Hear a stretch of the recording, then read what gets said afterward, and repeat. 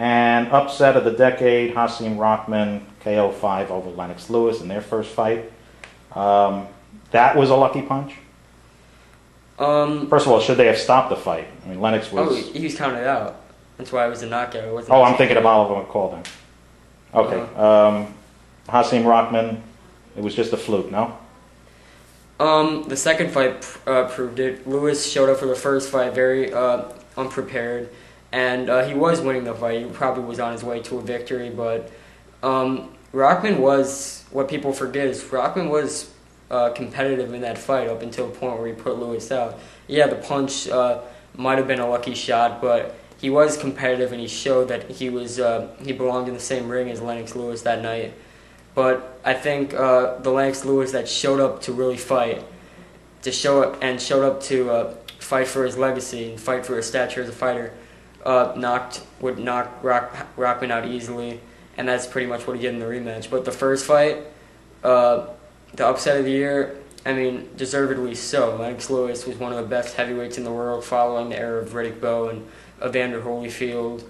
He beat Holyfield after 2 controversial fights, and Rahman was a generally unknown fighter who just put a halt to Lewis's reign as the dominant heavyweight with one shot. Hasim Rahman was just practically a journeyman. He was knocked out by David Tua. He was knocked out by Oleg Moskaev, and here he is knocking out Lennox Lewis with one punch. Lennox Lewis, how do you rank him in against some of the top heavyweights in boxing history? Could he have hung with some of those guys? He was a great fighter. I'll give him that.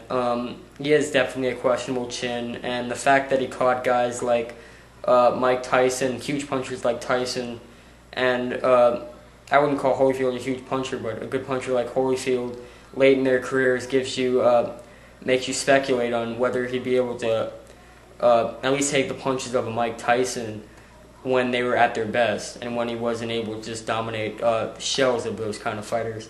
Because, I mean, he was knocked out by much lesser fighters like Hasim Rahman and Oliver McCall. That's the biggest question about Lewis. His skills aren't the question, his chin is. Lewis versus Riddick Bowe, both in their prime, who would have won as a pro?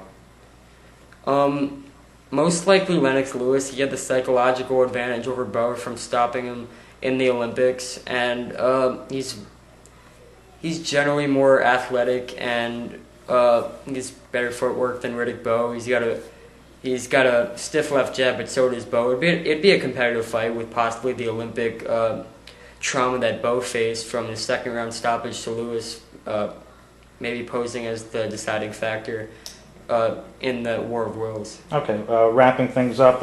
Recently, you watched Arguello Pryor 1. What is something that stands out about that fight? I know if you've seen it a few times, but you look closely this time. Once again, what's something that you take from that fight?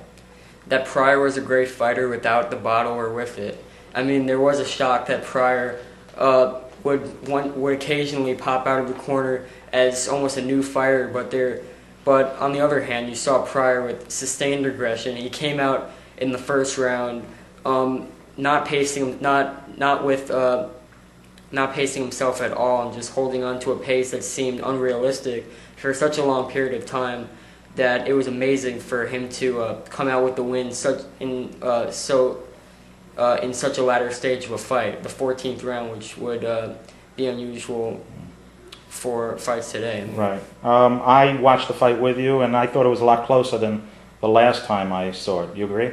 Yeah, Arguello, I mean, Pryor is an open target. There's no doubt about that. Pryor throws a lot of punches, and he's very tough to fight because of his style.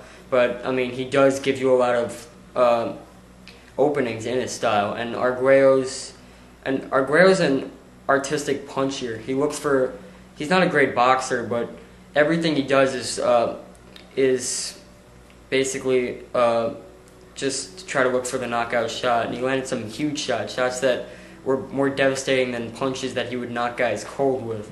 And Pryor just had too much will to go down under them, and just wore Arguello out. Okay, and finally, another fight that you looked back on recently was the Meldrick Taylor Julio Cesar Chavez 1.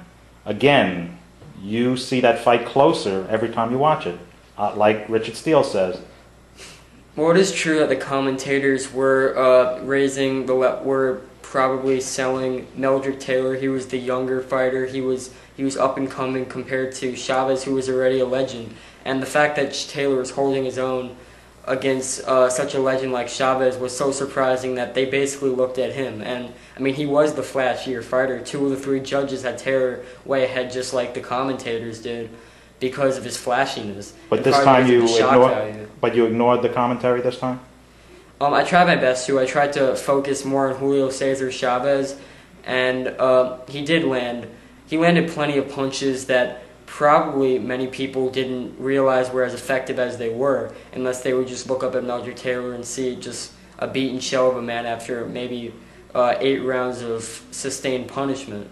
I mean, Chavez's punches were definitely more effective than Meldrick Taylor's punches, as evidence in the lifelong trauma that Taylor has to face on a daily basis. I mean, Chavez was the beginning of the end for Meldrick Taylor's career and his psychological wellness as a human being. Right. Okay, thanks, Alden, for talking to us. We'll be back next week with another edition of the Alden Chodash Boxing Show. Thanks for watching. Bye-bye.